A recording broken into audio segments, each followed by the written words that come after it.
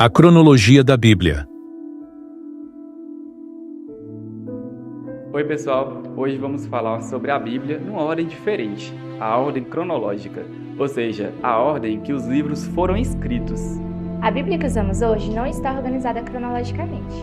Em vez disso, os livros são agrupados por temas: a lei, a história, os profetas, a poesia e o Novo Testamento.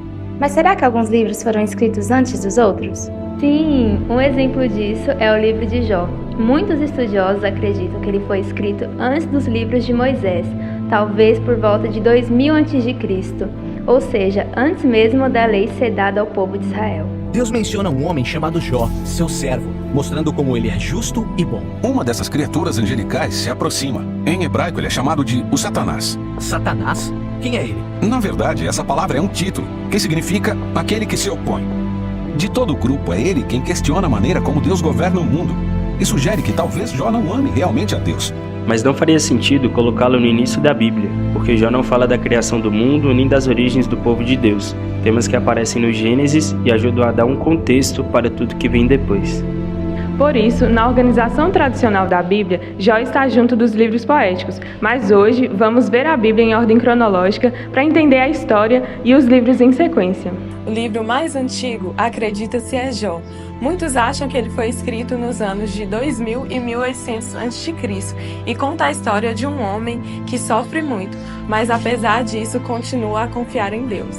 Depois, por volta de 1440 a 1400 a.C., Moisés escreveu os 5 primeiros livros, de Gênesis a Deuteronômio, que falam da criação, do início do povo de Israel e das leis de Deus. Ele é chamado de Moisés e ele cresce para tornar-se o homem que Deus usará para derrotar o mal do faraó.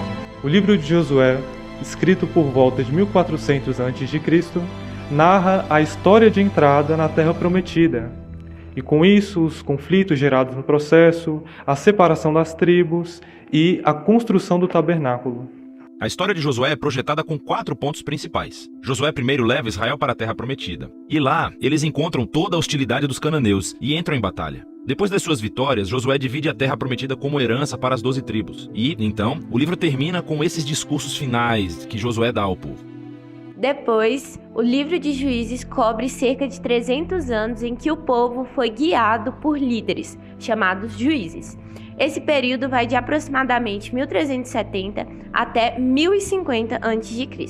O nome do livro vem do tipo de líderes que Israel teve nesse período. Antes de terem reis, todas as tribos estavam sendo governadas por esses juízes. Não pense em um tribunal. Esses eram líderes político-militares regionais, mais parecidos com chefes tribais.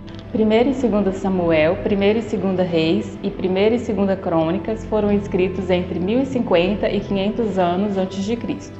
Eles narram a história dos primeiros reis, como Saul, Davi e Salomão. A história do livro de Samuel se concentra em 3 personagens principais: o profeta Samuel, de onde o livro recebe o nome, depois o rei Saul e depois disso o rei Davi. E todos os 3 fizeram a transição de Israel de um grupo de tribos governado por juízes para um reino unificado governado pelo rei Davi em Jerusalém. Nesse período, o livro de Ruth também foi escrito, possivelmente entre 1000 e 950 a.C., mostrando as origens da família de Davi. Davi escreve muitos salmos por volta de 1000 a.C.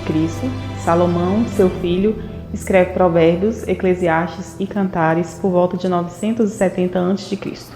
O livro dos Salmos é uma coleção de 150 antigos poemas hebraicos, canções e orações que vêm de todos os períodos diferentes da história de Israel. Muitos desses poemas estão relacionados com o rei Davi, 73 na verdade, e ele era conhecido como um poeta e arpista. Mas há muitos autores diferentes por trás desses poemas. Há os poemas de Asaf ou dos filhos de Corá, e alguns são de outros líderes de adoração no templo. Até mesmo Salomão e Moisés têm seus próprios poemas, e quase 1/3 deles são anônimos. Em 586 a.C., o povo de Judá é levado cativo para a Babilônia. É quando Jeremias escreve Lamentações e Ezequiel e Daniel profetizam na Babilônia, falando sobre o exílio e a esperança de retorno. Durante essa época, os profetas começam a surgir. Isaías profetiza por volta de 700 a.C., Jeremias por volta de 600 a.C. e outros como Ezequiel e Daniel são ativos no período de 600 anos antes de Cristo até 500 a.C. Milhares de israelitas foram retirados de suas casas e espalhados pela Babilônia. Eles se tornaram exilados. Uma minoria cercada por uma nova cultura e por novos deuses. A Após 70 anos de exílio, em 538 anos antes de Cristo, o povo retorna a Jerusalém. Esdras e Neemias contam sobre a reconstrução do templo e dos muros de Jerusalém. Especificamente, o livro se concentra em 3 líderes-chave que guiaram os esforços de reconstrução. Você tem Zorobabel, depois Esdras, depois Neemias. Os profetas Ageu e Zacarias profetizam nesse período para motivar o povo.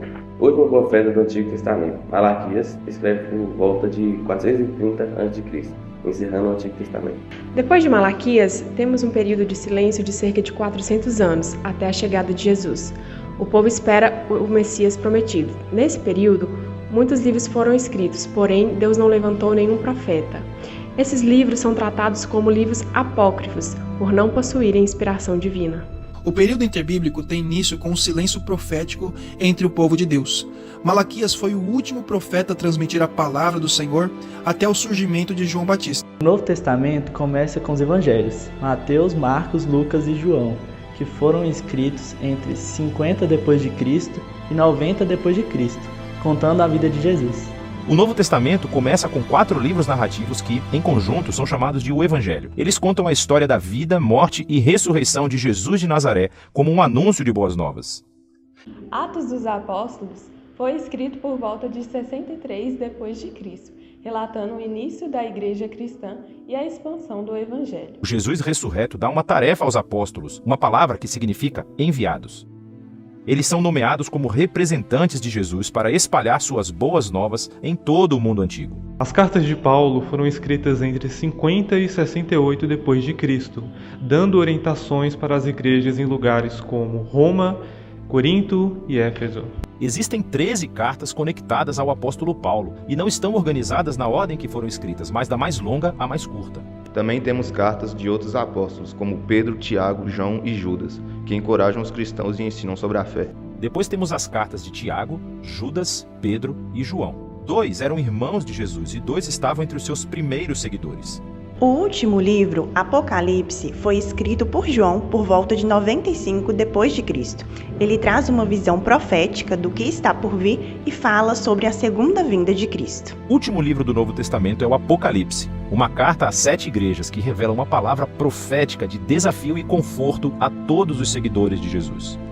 A Bíblia é uma grande história, escrita ao longo de mais de 1000 anos. Cada livro se conecta e juntos eles apontam para Cristo. Mostra um plano de Deus para a humanidade. Podemos ver que, mesmo sendo merecedores do inferno, Deus, em sua infinita misericórdia e amor, enviou Jesus para que todo aquele que nele crê não pereça, mas tenha a vida eterna.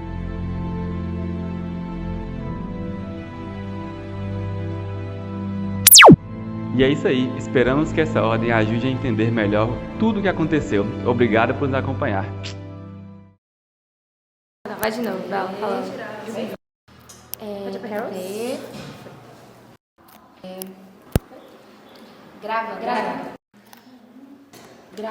Gravando. Mas não faz sentido. Oi, pessoal. Pode ir? Gravando. Gravando.